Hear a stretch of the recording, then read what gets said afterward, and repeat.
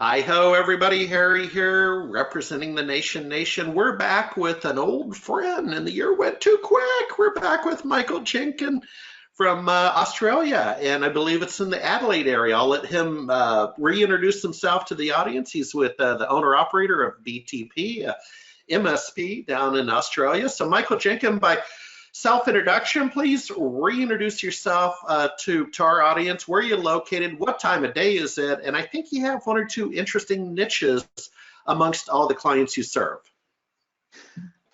As said, I'm Michael Jenkins, and I have an Australian accent because I'm down under. I'm in Australia, at South Australia.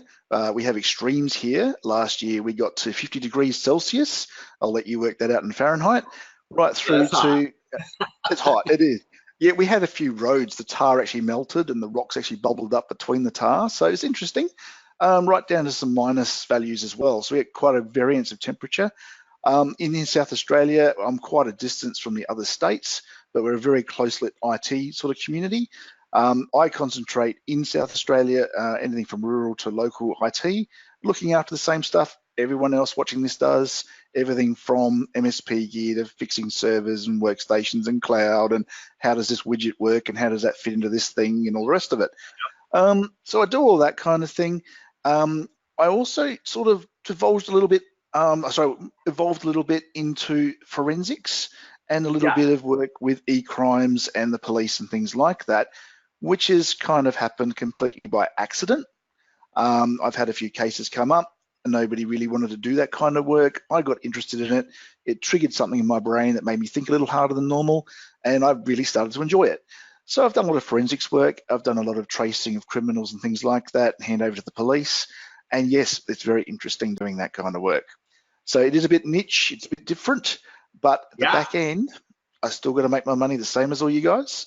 Being an MSP, working with computers, working with servers, I have an interesting hobby, but you know, I still do what you do.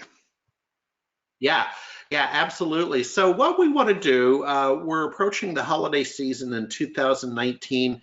Super cool to reconnect with you, but let's talk 2020, and then we're going to get you back. We're going to get you back in 2020, and we'll do some deep dive double clicks. But if you had to guess, with 2020, number one, down in Australia, primarily it's a continent country. Small and medium business, which is why SBS did so well. So why don't we start with that, and then I'll get more specific in technology trends. But with Australia, are you still the land of milk and honey in terms of the economics?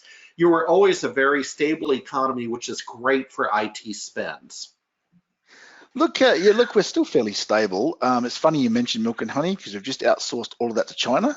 But back in the IT world, we are still looking after our IT, thank goodness. Look, Australia's interesting. We've been a little bit behind the rest of the world with our internet technology.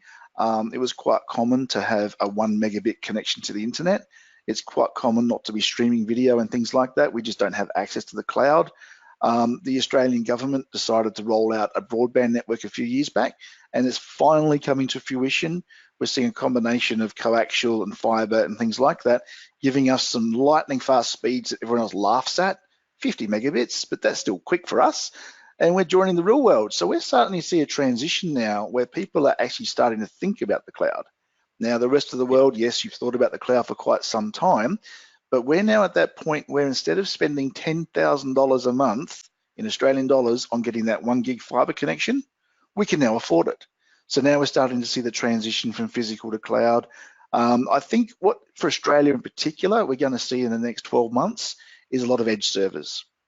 We're going to see a lot of people who are thinking, I still want to be selfish and hold on to my data in my premises, but I want to outsource my Exchange or my SQL or my CRM, that kind of thing.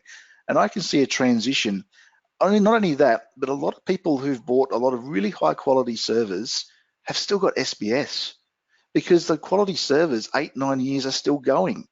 Right now, they're starting to think, what's the next step? So I think we're going to see a lot of transitions into an edge server running domain controller. I can see mail in the cloud. I can see CRMs in the cloud, reinventing of all the network, Windows 10 coming out, obviously, and all the machines that people have hung on to all this time. I can see a big bang for Australia in the next 6 months. 12 months Okay. time, it'll look different.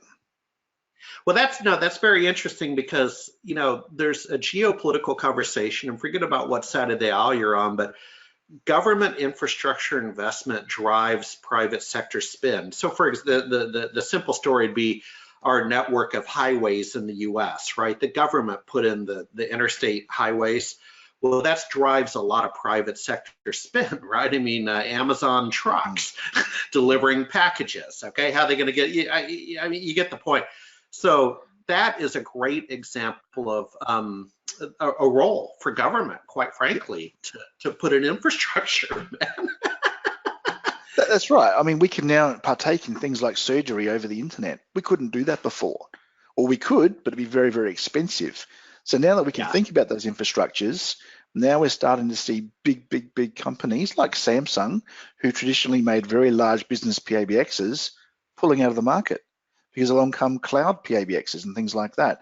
So we're in a big transition now, and I'm sure that other countries are similar. We don't all follow the same path, and we've all got different technology stable levels, and I'm sure that many behind us. But it's our turn in Australia to finally hit the cloud hard and to transition as much as we can into that cloud. And of course, along with that, I think 2020 is going to be the big year. We thought it was big now with ransomware, but I'm thinking next year is going to be absolutely huge. I've been monitoring a lot of Twitter feeds. I've been seeing a lot of security stuff going on. And I think a lot of MSPs and just general IT people undersell the fact that we're sitting on databases of clients that are very rich with content, with information about how to access servers, what passwords we've collected, how our clients work. Can you imagine tapping one MSP and getting access to 1,000 customers? Now that's been happening, but it's increasing. And the value of those ransoms are increasing. No longer are they going to be targeting the hospitals and the big people that can pay lots of money. They're going to hit the little people, still hit the large amount of money because it's affecting 10,000 clients. I think we're going to see a ramp up of that. And the way they're getting into the networks is going to change. We're seeing way too many devices now that are coming out, things like USB cables for charging phones that have got a chip built into them that allow you to take remote control of computers. So no longer are we thinking spam, or are we thinking email, or are we thinking websites. We're thinking, what device have I just bought? I'm going to plug in. It could be a webcam. It could be a little desktop fan. It could be anything. Is there something about this that's malicious? With the Internet of Things and with everything being connected, your security cameras and things like that. So I think we're going to see ransomware suddenly popping up, stopping us from using our photocopiers possibly. We're going to start seeing it really grow. And the reason I think that's happening is because we're now so hot on stopping ransomware that these guys are getting together and starting to think, right, now how can we get the edge? And after all, the ransomware writers are a business. They want to make money. They want to drive their Porsches. They want to outthink us. So I think 2020 is going to be a little bit scary, but I think there's opportunity for people like ourselves. Chaos always breeds opportunity, or we should all go home and not be in this line of work. And there's something to be said. It's not for everybody. Let me put it that way. It's not for everybody. It definitely impacts the ticker. Hey, final question about 2020.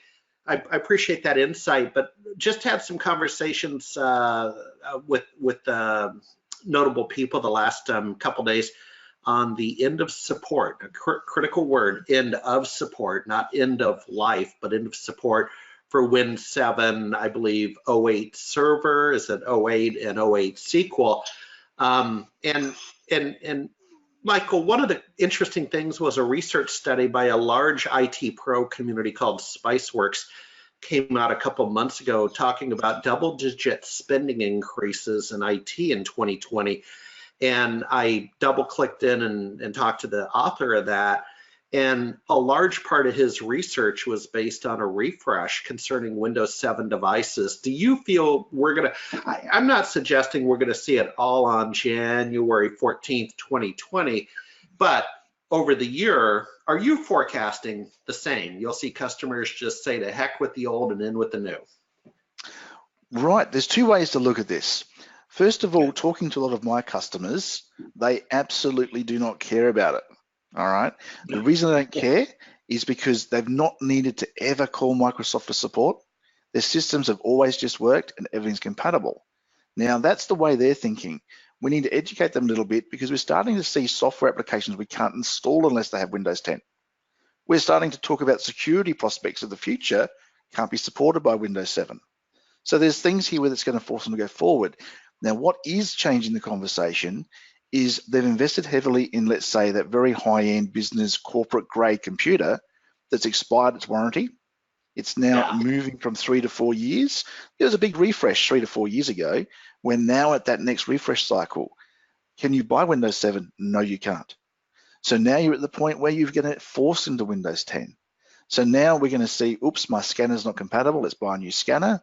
This isn't compatible. Buy new software, update all their Adobe products, update their Office. It's going to happen. So I think it's not in their brains that they need to upgrade because of Microsoft. Yes, that's nice to be able to say that end of support's occurring. As far as they're concerned, there's so much information on the internet about Windows 7. Who cares if Microsoft don't support it anymore? Because everyone knows about it. However, on the flip side, their hardware's aging. They're sort of lusting after that faster new experience. They're after that clean line look. So they're naturally just going to have to upgrade. I think we're going to see a humongous increase. We saw it with the 2008 end of the GFC here in Australia because SBS was starting to bite in. Then 4 years later, we saw it again, and then 4 years later again, and we're at that refresh cycle. So especially for us here in Australia, I see big purchases of brand new machines. And I tell you what, one thing I have noticed, if you have a mix of computers in an organization, people don't like it. They can't move between machines. They can't roam their profiles. They can't train on 2 different technologies. So once you update a few machines, the rest of them all want it. So if you've got an organization with 20 computers, they'll all be Windows 10 within a couple of months because they all want to move. Yeah. All right, my friend. Well, I'll tell you what, happy holidays. And we're going to circle back to you after the first of the year and talk to you more frequently. So thank you, sir, for supporting the nations, and the best to you. Over and out.